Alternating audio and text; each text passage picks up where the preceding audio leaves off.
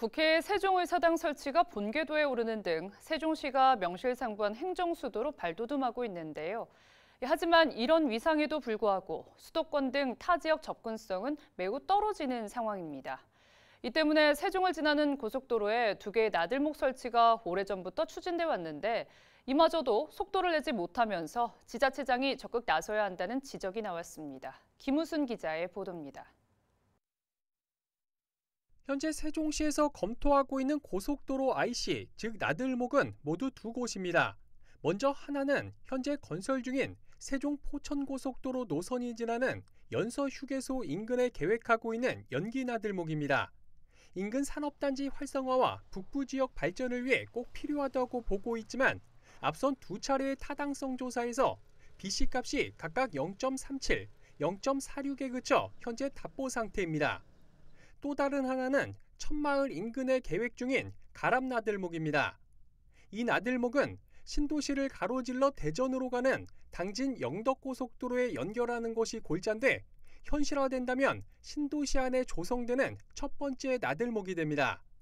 이 나들목의 경우 연기 나들목과는 달리 BC값이 1에 가까운 0.88까지 나왔지만 세종시 추정 558억 원, 도로공사 추정 1,000억 원에 이르는 공사비가 부담이 되고 있습니다. 이처럼 경제성 부족과 공사비 부담 등으로 2개 사업이 제자리 걸음을 면치 못하고 있는 가운데 시의회에서 집행부의 느슨한 사업 추진을 지적하는 목소리가 나왔습니다. 긴급 현안 질의에 나선 상병원 의원은 집행부의 의지 부족으로 시간만 허비하고 있는 점을 꼬집으며 직원들이 아닌 단체장이 직접 나서 관계기관을 설득해야 한다고 촉구했습니다. 세종시 인근에 있는 동천안 휴게소와 거봉 포도휴게소 그리고 신탄준 휴게소 이 세 곳의 공통점을 알고 계십니까?